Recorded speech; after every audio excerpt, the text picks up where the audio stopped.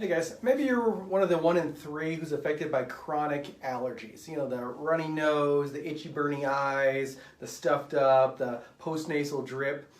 Well, I have a couple of solutions for you, both short-term and long-term. For those of you guys that missed the allergy workshop, I'm going to kind of give you a little recap of that. So that way, perhaps you can look into, rather than just the traditional medical route, look at doing something naturally when it comes to defeating your allergies. So, as we know, like I mentioned, 1 in 3 people suffers with chronic allergies, and most of the time, what they're going to do is turn to the pharmaceuticals, right? And so it might be antihistamines, right? It might be decongestants, and it might even be steroids. And we know that whether it's increase in blood pressure with the decongestants, the drowsiness from the antihistamines, and the steroids, we all know that steroids are great for your immune system, right? Yeah, not really, right? And so most people, they try to avoid the medications when it's at all possible. I'm going to give you some things that you can do. So for the immediate short term, as we're into allergy season right now, I'd recommend a couple of things. The first one, of course, is removing the interference to your body's central nervous system. So your brain, your spinal cord, those nerves that exit out, right? They go to every organ, every tissue, every gland in your body. And so by making sure that you're well adjusted, that you're well aligned, making sure that that head is over the shoulders, right? Oftentimes, when we have a runny nose or postnasal drip, we'll get on that double pillow, right? And it just pushes our head even more forward. That further misaligns those top couple of bones, which decrease the communication between your brain and the glands of your face and those mucous membranes. So that'd be the first thing. Make sure you're well adjusted. Number 2, there's some specific exercises that you can do to reduce that interference to the nervous system and keeping this whole area moving properly. They're on the website, wellnesskeychiro.com, patient resources and spinal exercises. But ultimately, the 2 basic ones are lying in your bed face down with your head rotated, lift it up, rotate it back, come back down. I'd recommend doing that 10 times on each side. So you're rotating your head face down in bed with your palms facing towards the bed. And this is just going to get some motion in there. It's going to help with some of that lymphatic drainage. Next exercise that I'd recommend doing is, again, laying on the floor on your bed on your side, and then against gravity lifting your head up off the floor and back down and against the floor. Again, using those muscles as a pump. We're going to start that lymphatic drainage, start that flow. It's going to get things coming down. Another technique that I found to be very successful is the tapping technique, right? And so that might be tapping the frontal sinuses for about 30 seconds, followed by the sinuses right here, the nasal sinuses right in the front right here. Again, another 30 seconds. And then massaging these muscles in the front of the neck. And that's going to help, again, get that stuff flowing, get that stuff out of there. It doesn't become stagnant, and you don't end up with a sinus infection.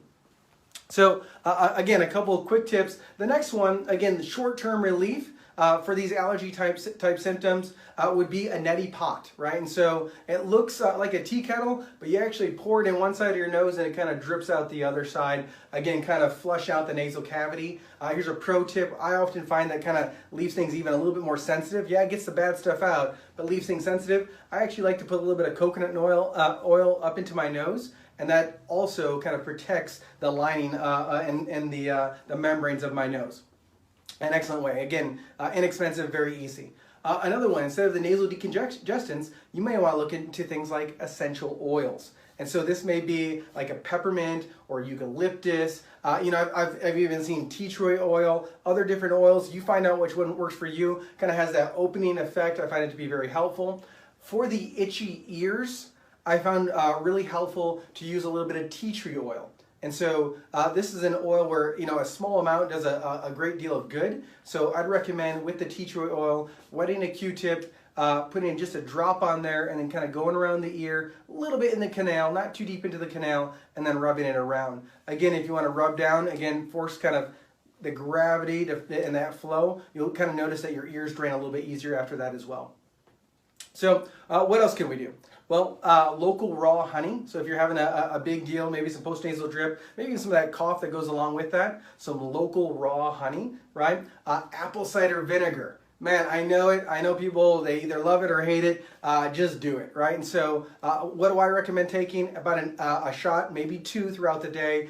Again, probiotics, I noticed that it really helps with that drainage and that itchy, scratchy throat. I'm a huge fan of hot peppers. That's another great one, whether it be jalapeno, you name it, your hot spicy pepper, boom, you put that some extra stuff on your food, an excellent way to, again, get things and the mucus flowing.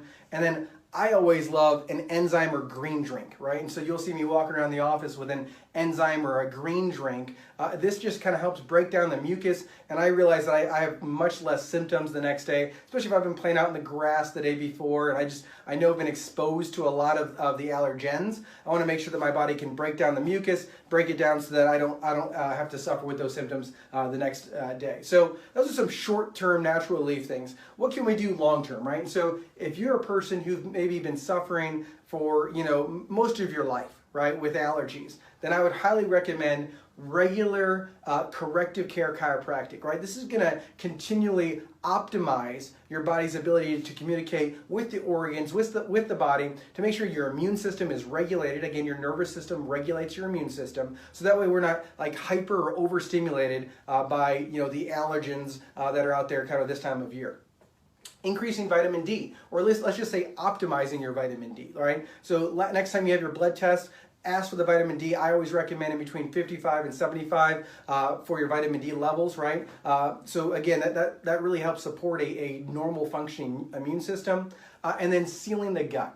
So we know that a lot of the allergens and allergies that people suffer with is because their body's it's having an abnormal response to a normal thing that's out in the environment, right? And so whether it be strawberries for your kids or ragweed or whatever, that's why the allergy tests often sometimes reduce the sensitivity.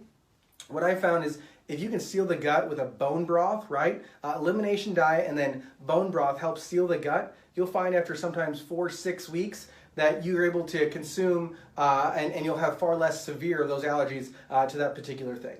And then, of course, I would always say, repopulate the gut with the probiotics. And so oftentimes, most of us have had rounds of antibiotics in our life.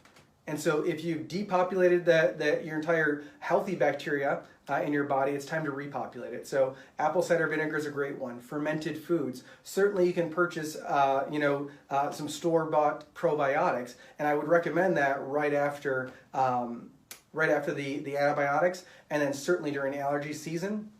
And then say no to GMOs, right? It's not real food, right? And so we want to make sure that we're saying no to GMOs really as a lifestyle choice. So I'm Dr. Joe Utash. I hope this helps. If you have any other great solutions, remedies that you guys have, natural remedies that you've done at your house to help the kids or help yourself with allergies, write in the comments below. I hope to see you for your next adjustment this week.